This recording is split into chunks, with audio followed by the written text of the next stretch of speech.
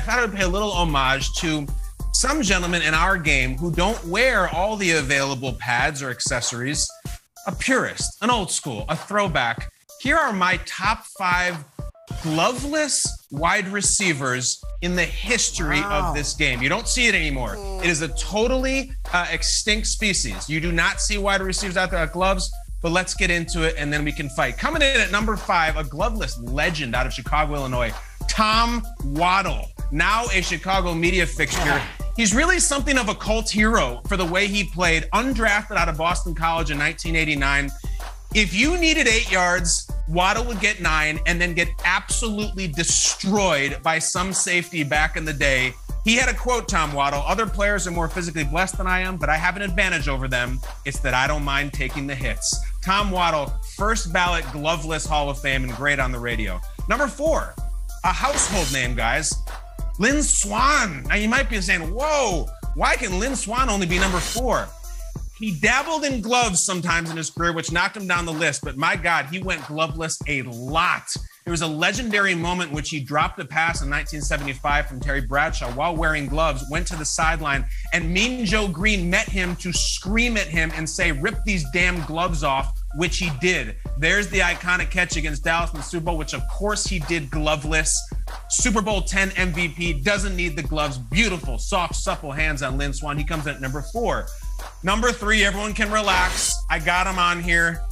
Wayne Kapp, undrafted out of Hofstra, an absolute legend in the New York, New Jersey area. Look at this. Not only no gloves, no tape, no wristbands, no elbow, no Band-Aid, no nothing. Completely bare. He only played for the Jets. He's in the Ring of Honor. No Jet has worn 80 since he retired it. He was an incredible fan of Tom Waddle when he was younger, which actually inspired him to do this. He also explained once in 2013, he doesn't wear gloves because he has what's called Raynaud's disease, where no blood gets to his fingers. An absolute warrior for the Jets, but only number 3 on our list. How do you beat Wayne Kapp? Number 2 in the all-time greatest gloveless receivers, Tim Brown. I gotta put him on here for the production, for the gloveless production. We have an early shot of him. You might remember, look, we're number 85 with giant shoulder pads out of Notre Dame. What I like about Tim Brown is he didn't just go gloveless for his career. He's got takes now. He said on Odell Beckham Jr.'s amazing one-handed catch, he said, quote, "Yeah, he's got the big hands and all that, but those gloves are so tackified these days. It's part of the reason you see guys making those kinds of catches." He's got takes, guys, against this rock and roll music that is football gloves. Why is he not number 1 on the list? How could Tim Brown not be number 1? Well, first of all, because he wore so much tape on his hands, it was almost like he was wearing a glove of tape. But number 1 has to be Steve Largent. I can't possibly justify putting anybody else on there. 5'11", 184, never wore gloves for 1 snap. Look at that, looks like a kid in a Halloween costume. Again, no wristbands, no tape, the softest hands of all time. John Facenda at NFL Films once said, "Steve Largent owns the finest pair of hands in football." His art was always looking at the nose of the ball to catch it. First player to ever to have 100 receiving touchdowns, retired as the career receiving touchdown leader. His teammates called him Yoda, the Jedi Master. When I was a child, my father called him his favorite player. I don't think you can do a gloveless better than Steve Largent. Guys, there's the list. My 5, here we go. Waddle on the bottom, Lin Swann only at 4 because he dabbled in gloves occasionally. Kapp legend, Brown legend, Steve Largent, gloveless GOAT. And now we will put on the boxing gloves. It couldn't work better as a segue. Come on, Nance Schrag, come on.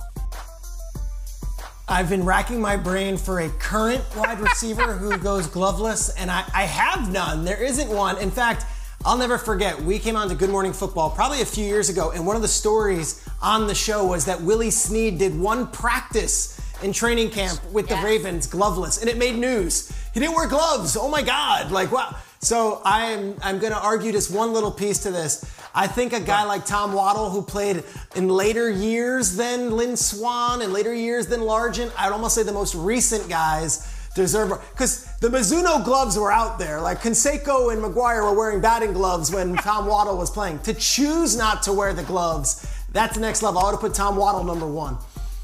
Great call.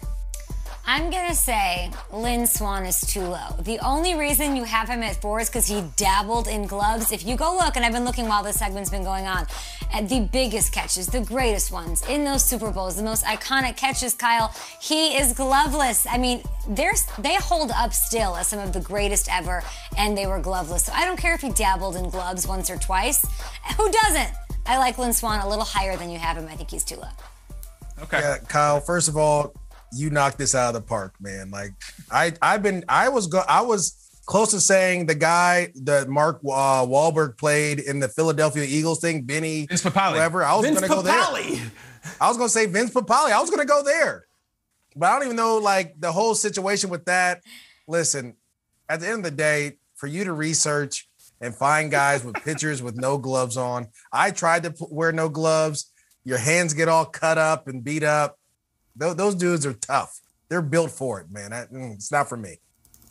2 notes. You guys are all over it. I've been spending hours on Google Images looking for if they're wearing gloves. A couple omissions. I wanted to put Dwight Clark on there, who made the catch gloveless, but Dwight Clark wore gloves in a lot of those pictures. And the last note, Peter, you mentioned no current players.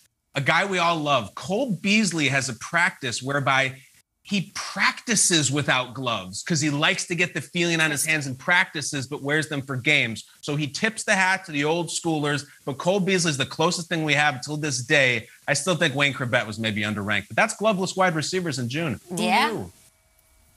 Sounds like a challenge for NFL players, wide receivers, running backs, what have you this year. Go gloveless. Just do it. See how it feels. At GMFB. Great job by Kyle there. Fight his 5 on Twitter.